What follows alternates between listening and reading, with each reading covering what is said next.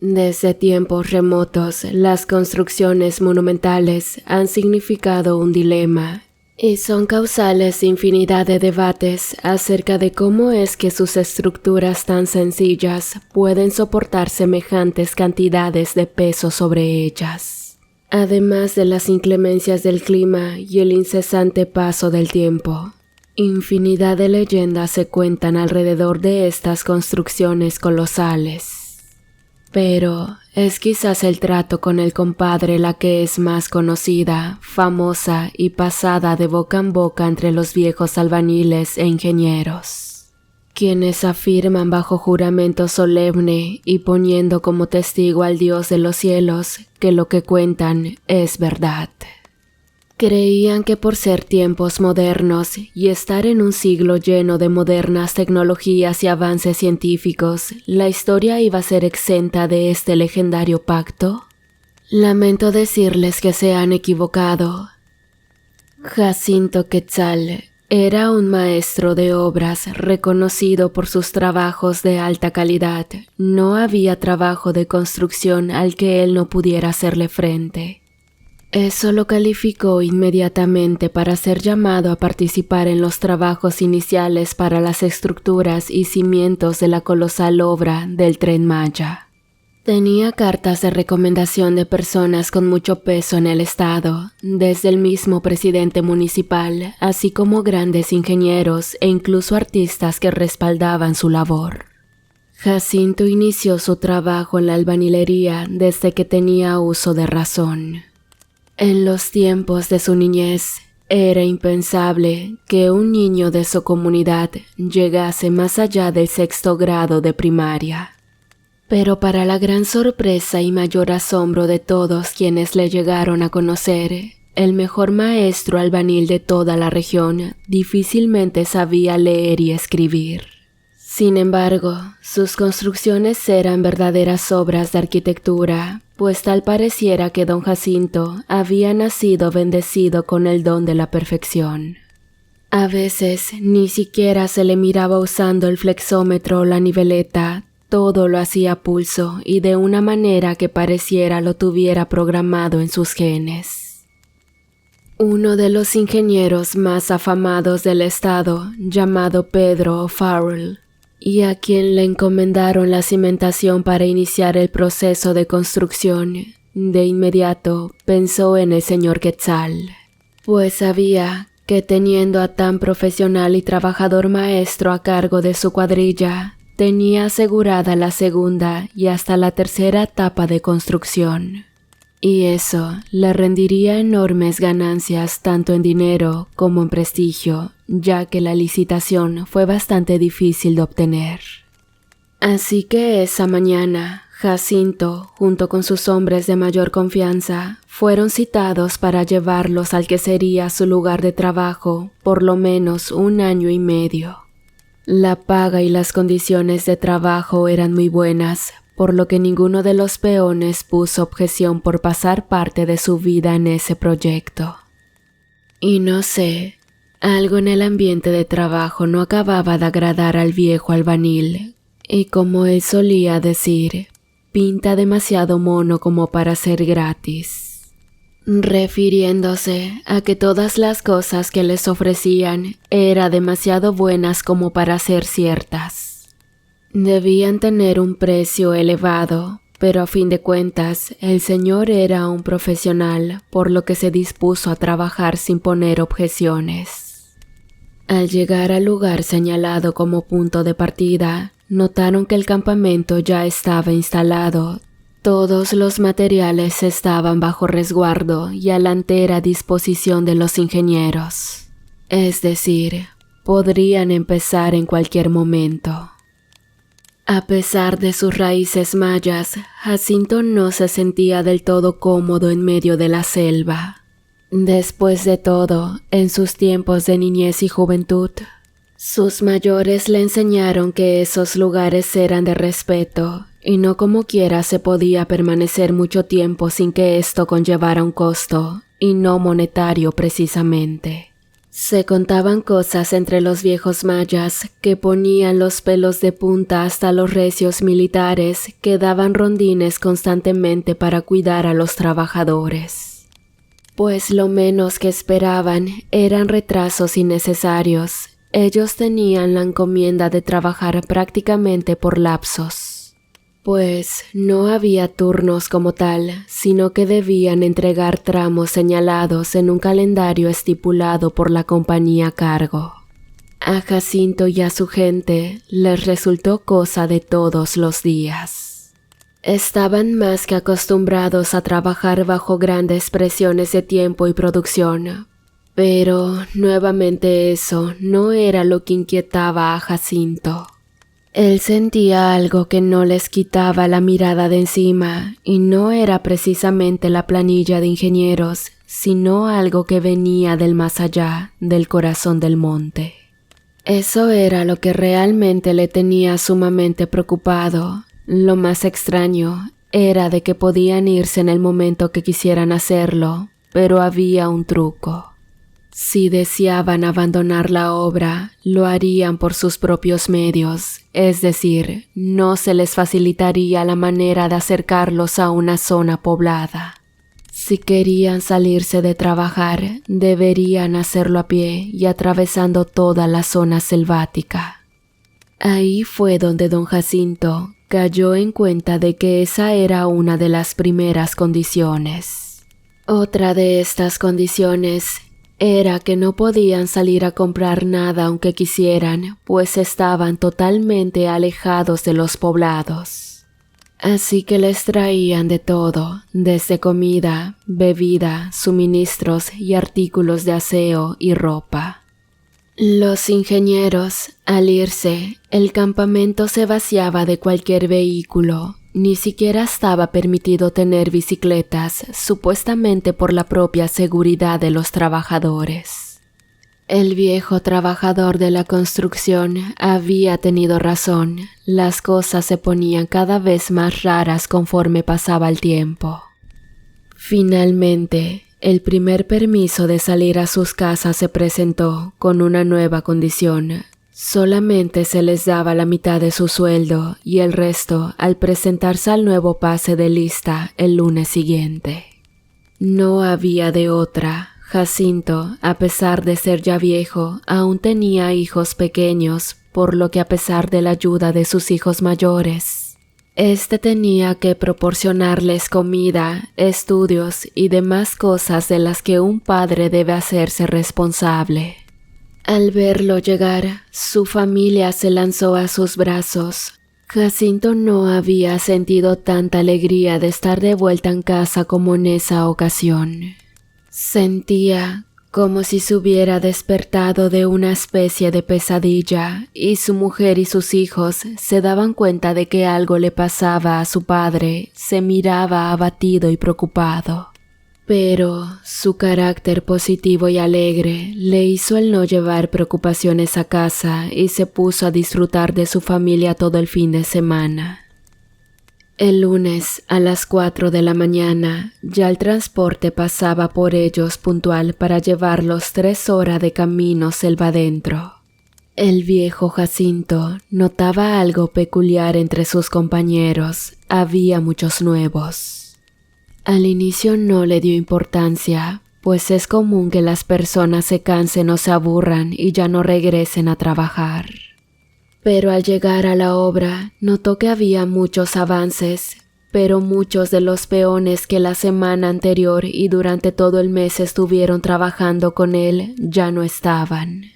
Y bueno, inició con sus labores normalmente, pero al momento de solicitar un especialista para determinada área, tuvo que conformarse con un peón regular que le ayudara, debido a que el maestro solicitado era parte de los supuestos desertores. Aún así, el gran maestro sacó su chamba y parte de lo que le pedían en adelanto. Comenzó a observar detenidamente a los ingenieros. Posiblemente alguno de ellos podría saber dónde se encontraban sus trabajadores. Fue preguntando, pero todos le respondían con total honestidad, que o bien no se habían percatado de la falta o simplemente ignoraban el paradero de esas personas. El único que sospechosamente evadía las preguntas era quien menos esperaría, el ingeniero Pedro. Sencillamente se limitaba a responder que lo importante era sacar a flote la obra y que quizás estas personas volverían a trabajar. A pesar de que esa explicación era algo lógico, no dejó muy conforme a Jacinto. El mes siguiente, nuevamente se ganaron una salida a casa y de nueva cuenta al volver faltaba gente y había personal nuevo. El señor Quetzal decidió observar y guardar silencio. Había algo turbio en esos movimientos de personal, algo que más adelante desvelaría una espantosa y aterradora realidad. Al tercer mes, llegó un maestro carpintero llamado Pablo. Este notó las irregularidades desde un inicio y simplemente su desconfianza fue la que le pudo prevenir de no abrir la boca hasta que fuera el momento preciso. Fue ese fin de semana en que los ingenieros dejaron al personal solo, que Pablo se acercó discretamente a Jacinto. Comenzaron una conversación que Jacinto ya necesitaba tener con alguien que no le creyera loco. Pablo comenzó la plática soltando como bomba la teoría que tenía acerca de lo que todos temían estaba sucediendo en la obra. Pues este había llegado cuando a la cuadrilla de Jacinto le dieron su descanso mensual, manifestando lo que el viejo albañil ya sospechaba. Mucha gente se quedó a laborar ese fin de semana. Los carpinteros de Pablo armaban traves en lo que el resto preparaba todo para colar 2 días después. Pues serían cimientos y columnas. Prácticamente querían hacerlo todo en un solo viaje para evitar contratiempos. Por ello, se preparó todo de antemano supuestamente. El caso es que el ingeniero Pedro llegó, les pagó a los carpinteros incluyéndolo a él y supervisó personalmente que todos se subieran al camión. Nadie, a excepción de los albañiles de guardia, como él los llamó, debían quedarse en el campamento. Pablo manifestó con una mueca de desconcierto que esa tarde iba a llover y comenzaron a escucharse los truenos a lo lejos. Pero después del trueno, algo muy familiar para él sonó, tratando de ocultar su estruendo con el de la tormenta. Eran disparos. Nosotros usamos pistolas para clavos que usan salvas y ese sonido es inconfundible. El lunes siguiente que nos encontramos, se lo quería decir, pero no pude porque Pedro se nos quedaba viendo como buscando sospechas o algo así. No sé, ese compa quiere hacer algo o lo está haciendo y no es nada bueno, se lo apuesto. Y efectivamente, el jueves siguiente, un hombre llegó a la obra preguntando por el ingeniero Pedro. Ese hombre era un adulto mayor con ropas elegantes, algo muy extraño para esa época del año y sobre todo en medio de la selva.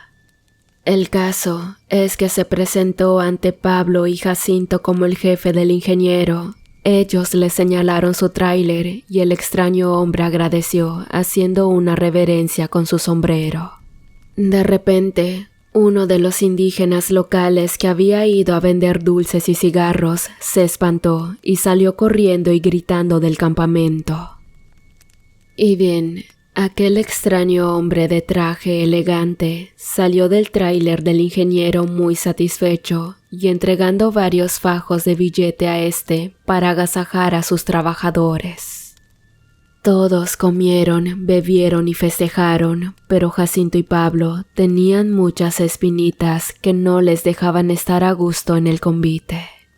Fingieron beber a la par de todos, pero observaban detenidamente todo a su alrededor. Por la madrugada, un grupo de hombres fuertemente armados, que evidentemente no eran militares, ni marines, ni guardias nacionales, se llevaron a 6 hombres que terminaron ahogados de borrachos. En ese momento llegó el ingeniero con más cajas de cerveza y comida mientras subía el volumen a la música, tratando de tapar los sonidos que Pablo ya le había comentado a Jacinto. «Son disparos», dijo Quetzal en voz baja, a lo que Pablo, bebiendo supuestamente de su cerveza, asintió con la cabeza en silencio. Guardaron el secreto por miedo a que actuaran los jefes de manera violenta contra el personal. Inocentemente los maestros creyeron que mientras menos supieran sus peones, menor era el peligro que corrían. Extrañamente ese descanso mensual, todos se fueron a casa. Al parecer, el ingeniero se confió en su avance. El compadre o el guaychivo no es otro que la representación del mismo diablo y que se alimenta de los cuerpos de los sacrificios que se hacen en las obras. Allí fue donde Jacinto aprovechó para preguntar a su mujer si sabía algo sobre el guaychivo. Cabe mencionar que no todos los mayas suelen hablar del mismo tipo de guay. Está el guaypec, un brujo como el nahual que se convierte en perro, el guaymis, que es el gato, el guayquequén, que es el cerdo, y el peor de todos, el guaychivo. Pues se le relaciona directamente con el diablo por tomar la forma de un chivo o macho cabrío idéntico a la representación de él mismo. Pero lo que ni su mujer, ni Jacinto o Pablo sabían era que el compadre no era un simple brujo, no era un guay, sino el mismo Satanás. Una vez advertido, Jacinto llegó con más preocupaciones y se juntó con Pablo para intentar hacer algo al respecto de lo que se habían enterado. Pero no contaban con que el compadre tenía otros planes, pues este llegó muy molesto, sin saludar ni hablar con nadie, fue directo al tráiler del ingeniero Pedro y comenzaron a discutir. Lo poco que los maestros pudieron escuchar es que esa semana no se le había dado su cuota al compadre, así que éste la cobraría por sus propios medios a manera de que sirviera como advertencia y escarmiento. Una vez que el elegante y extraño hombre abandonó el campamento, todas las aves del cielo y los monos salieron despavoridos de la construcción, tal como si algo enorme y sumamente grave estuviera a punto de ocurrir, y así fue. Un estruendo alertó a todos los trabajadores que hicieron silencio. Pareciera que alguien estuviera partiendo leña a lo lejos y no hubiera ni un solo sonido en el universo aparte del eco de algo quebrándose. De repente se sintió un gran estremecimiento en la tierra como un terremoto y luego medio campamento, así como gran parte de la maquinaria pesada, se hundieron en un gigantesco socavón que se formó de la nada debajo de la colosal construcción, llevándose no solo la vida de varios hombres, sino mucho del avance que en 4 meses y medio habían logrado conseguir. Trataron de buscar al ingeniero por todas partes, pero al entrar en su tráiler, no estaba sino el extraño sujeto que les dijo a los trabajadores que él estaría a cargo en lo que el rescate y el reemplazo del ingeniero llegaban. Todos los trabajadores trabajaron en el más absoluto silencio, pues sabían de quién se trataba y no querían pagar las consecuencias de la ineficiencia de su jefe. Lamentablemente para los maestros y el resto del personal, el hundimiento de tierra quebró gran parte de lo que ya se había construido, revelando así el macabro hallazgo que le costó la vida al resto del campamento. El compadre había dejado al descubierto los cuerpos que habían sido emparedados meses atrás y que servían como sostén y pilar de las columnas y cimientos. Pablo y Jacinto se santiguaron y se imaginaron lo horrible que debió ser el morir ahogándose con el concreto o aplastados por el peso de las toneladas de cemento. Al no escuchar movimiento en el campamento, el compadre salió y descubrió a las personas estupefactas mirando el cruel y despiadado destino de sus compañeros. Todos comenzaron a correr en todas direcciones intentando escapar de ese lugar, pero el compadre les tapó el paso y simplemente les dijo: «No debieron haber visto eso», para después desaparecer mientras el resto de la construcción colapsaba, llevándose a los trabajadores al fondo de la tierra. Algunos quedaron atrapados, mientras que otros, atropellándose mutuamente, intentaban salir a toda costa por la estrecha reja que estaba cerrada en días laborales. Mientras que otros fueron arrastrados tras el peso que las maquinarias generaban al precipitarse al fondo de ese agujero natural que se formó. El estruendo del hundimiento llegó a ser tan grande que lo escucharon en el poblado más cercano, quienes dieron parte al ejército para que fueran a ver qué era lo que había sucedido. Llegaron varias unidades de zapadores con equipo y maquinaria pesada. Por horas excavaron entre los escombros, pero solamente encontraban cuerpos sin vida. Y a la tercera hora de labores, un débil quejido les alertaba de que alguien seguía con vida. Era Jacinto, que había sido descubierto por su amigo Pablo a modo de salvarlo. Los ánimos se elevaron al ver que el hombre contra toda posibilidad había sobrevivido a la monstruosa catástrofe. Pero ni bien festejaban cuando llegó personal civil para entregar una notificación al coronel de zapadores a cargo de la recuperación. Era una orden directa de una dependencia que rebasaba por mucho su autoridad y de la que no quisieron dar ni un solo dato, la cual incluía abandonar las labores de recuperación e interrogar al sobreviviente. Llevaron al pobre Jacinto a una instalación militar, donde antes de brindar la atención médica, se le advirtió todo cuanto revelase sería solamente a quienes le interrogaran. Deslizándose los militares de toda palabra dicha por el albañil, después de darle atención médica urgente y una vez que estuvo consciente, el hombre fue interrogado por horas. Mientras más pasaba el tiempo, más pesada se ponía esa gente con él, al grado de amenazar su integridad y la de su familia. Así que alguien se apiadó de él y le aconsejó que lo más conveniente para todos era que se hiciera pasar por loco, que debido al gran trauma había perdido la razón y que realmente fue un terrible y fatal accidente lo que allí había ocurrido. Y bueno, no le quedó más remedio que seguir el consejo. Se fingió loco para que lo pasaran a una clínica de cuidado mental en vez de uno de prisión, además de mantenerlo vigilado por mucho tiempo.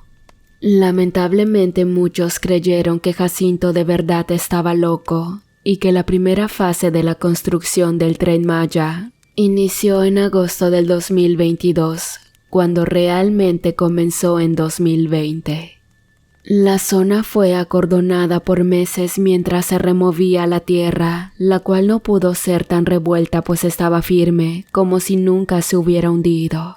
De hecho, los estudios topográficos y de calidad de suelo marcaban firmeza suficiente para 1.500 toneladas de presión.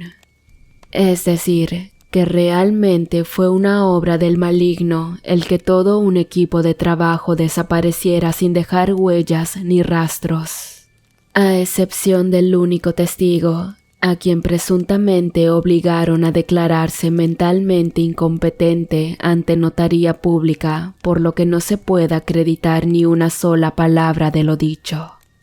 Por otro lado, otro misterio sin resolver fue el del ingeniero Pedro, pues después de su misteriosa desaparición, nadie lo buscó, nadie hizo preguntas sobre su paradero. Simplemente dejó de existir en un instante, como si hubiera desaparecido.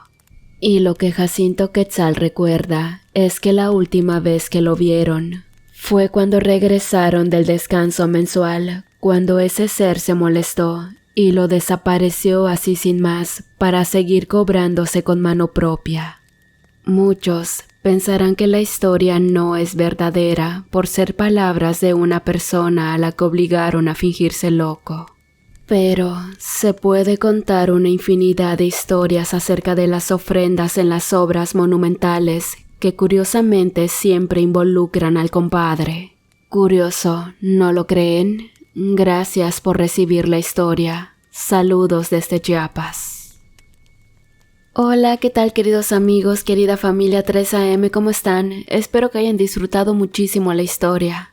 Y aprovechando la sección de saludos como siempre, por esta ocasión quiero mandar un saludo muy especial para Dalmiro Castro 6696, quien nos escucha desde Bogotá, Colombia. Te agradezco muchísimo el apoyo, espero que te encuentres bien. Saludos y los quiero mucho a todos, querida comunidad.